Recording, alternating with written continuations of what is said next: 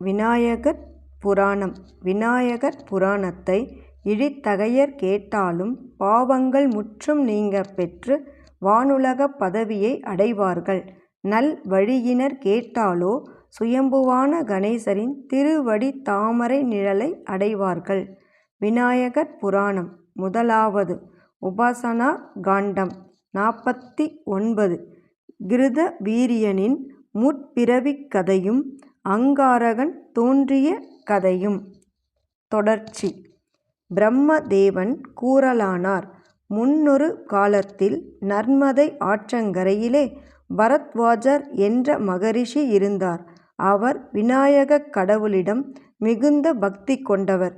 ஒரு நாள் அவர் நர்மதை நதியிலே நீராடச் சென்றார்.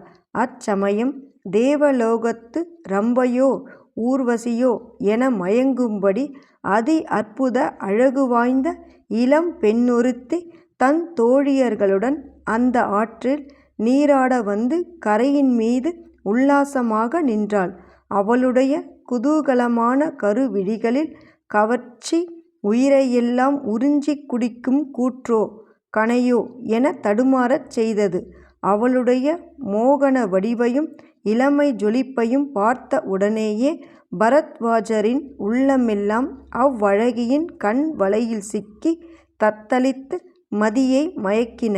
அதனால் அவரது திடமான தவ உள்ளமும் தடம்புரண்டு மோக வேட்கையினால் அலைந்தது. அந்த மனதை முனிவர் அடக்க மாற்ற முயன்றார். ஆனால் அதற்கு முன்னதாகவே ஆசையின் உந்தலினால் அவருடைய வீரியம் வெளிப்பட்டு பூமியில் சிந்திவிட்டது. அதைக் கண்டதும் பரத்வாஜ முனிவர் வெட்கத்தால் உள்ளங்குன்றி உடல் கூசி நின்று பிறகு ஒருவாறாக தன்னை சமாதானப்படுத்திக் கொண்டு தம் ஆசிரமத்திற்கு திரும்பிச் சென்று மீண்டும் தவத்தில் அமர்ந்தார். அவரிடமிருந்து பூமியில் விழுந்த வீரியமானது அழகான ஓர் ஆண் குழந்தையாக மாறியது. அதைக் கண்ட பூமி தேவி அக்குழந்தையை வாரி எடுத்து தனக்கு நற்பாக்கியம் கிட்டியதென்று மகிழ்ந்து பிரியமாக வளர்த்து வந்தாள். அக்குழந்தையின் உடல் நிறம் செந்நிறமாக போல சிவந்து நெருப்பைப் போன்ற பிரகாசத்துடன் விளங்கியதால் அங்காரகன் என்றும், வீரியமாக பூமியில் விழுந்து குழந்தையானதால் பூமகன் என்றும் பெயர் பெற்றான். அப்பாலகன் வீதிகளில் விளையாடிக் கொண்டிருக்கும் போது ஒருநாள் தன் தாயான பூமி தேவியிடம் வந்து, அம்மா, என் தந்தையை நான் இதுவரையிலும் பார்த்ததே இல்லையே, என் தந்தை யார் என்று ஆவலோடு கேட்டான். மகனே, உன் தந்தை பரத்வாஜ முனிவராவார் என்று கூறிய பூமி தேவி உடனே அப்பாலகனை அழைத்து கொண்டு பரத்வாஜ முனிவரின் குடிலுக்குச் சென்று அவர் பாதங்களில் வணங்கி, தவ முனிவரே, இந்த பாலகன் தங்களுடைய உதிரத்திலிருந்து உற்பத்தியானவன். இத்தனை காலமும் நானே இவனை வளர்த்து வந்தேன். இனி இவனை உங்கள் உடைமையாக ஏற்றுக் கொள்ளுங்கள் என்று கூறி அங்காரகனை அங்கேயே விட்டு சென்றாள்.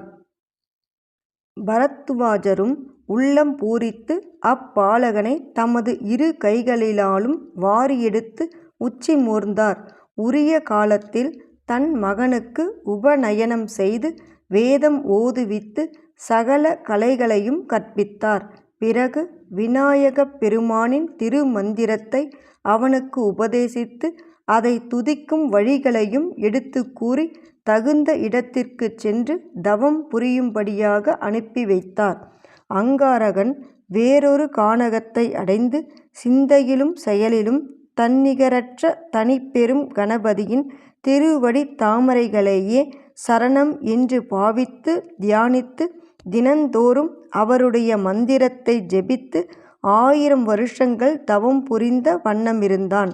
அவனுடைய தவத்திற்கு உள்ளம் உவந்து கணேச பெருமான் தும்பிக்கை தவழும் யானை முகமும் கருணை பார்வையும் துதிக்கரமும் 10 புஜங்களும் ஒளி வீசும் திருமேனியும் கொண்டவராக அவன் எதிரில் காட்சியளித்தார். உடனே அங்காரகன் அவரது திருவடிகளில் விழுந்து வணங்கி மகிழ்ச்சி பெருக்கில் அவரை சுற்றி வந்து வேதாகமங்களால் துதித்து காதலாகி கசிந்து கண்ணீர் மல்க பக்தி பரவசத்துடன் நின்றான். பிள்ளையார் புன்சிரிப்போடு அவனை நோக்கி, அன்பனே, நீ விரும்பும் வரங்களை கேள் என்றார். அங்காரகன் அவரை மீண்டும் வணங்கி, ஐயனே, தங்களுடைய திருவடி தாமரைகளில் நீக்கமில்லாத நிரந்தர பக்தியும் தேவர்களோடு சமமாக அமுது அருந்தும் பாக்கியமும் வானத்து கிரகங்களும் ஒன்றாகி விளங்கும் வாழ்வும் எனக்கு கிடைக்குமாறு அருள் செய்ய வேண்டும். மேலும் அடியேனுக்கு தாங்கள் தரிசனம் தந்தருளிய இந்த செவ்வாய்க்கிழமை சதுர்த்தி தினமாகையால் சதுர்த்தி திதியில் எனது வாரமாகிய அங்காரக, அதாவது செவ்வாய் வாரம் சேர்ந்து வரும் நாளில் தங்களை வணங்கி வழிபடும் மக்களெல்லாம் வினைகட்கு நீக்கியருள வேண்டும் என்று வேண்டினான். அவ்வாறே விநாயகப் பெருமான் வரம் தந்து, அங்காரகா, நாம் சகல மங்களத்தோடு உனக்கு காட்சி தந்தமையால் அதை தரிசித்து உனக்கு மங்களன் என்ற பெயரும் உண்டாகட்டும். நீ இன்னும் சில நாள் இவ்விடத்திலேயே இருந்து எம்மை வழிபாடு செய்து வருவாயாக என்று கூறிவிட்டு மறைந்தார். அதன்படியே அங்காரகன் அவ்விடத்திலிருந்து தங்கி 10.5 மாற்று பசும்பொன்னால் ஒரு கோயில் அமைத்து அதில் தனக்கு தரிசனம் தந்த விக்னேஸ்வரரின் விக்கிரகத்தை பிரதிஷ்டை செய்து இடைவிடாமல் பூஜித்து வந்தான். அவ்வாறு சில காலம் சென்ற பிறகு கணேச பெருமானின் பேரருளால் ஒரு தெய்வ விமானம் வர அதில் அங்காரகன் ஏறி அமர்ந்து தேவலோகத்தை அடைந்தான். அங்கு தேவர்களோடு கூடி அமிர்தம் அருந்திவிட்டு நவக்கிரகங்களில் ஒருவனாக மாறி விளங்கினான்.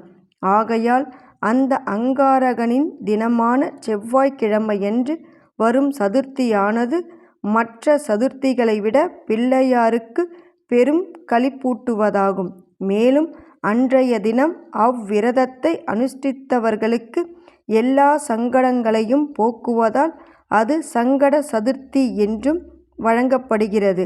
அந்த அங்காரகனால் பிரதிஷ்டை செய்ய பெற்ற கணேச பெருமான் நினைத்த வரங்களை நிகரின்றி அளிப்பவராதலால் சகல தேவர்களும் அவரை வணங்கி அவருக்கு சிந்தாமணி விநாயகர் என்று பெயரிட்டார்கள்.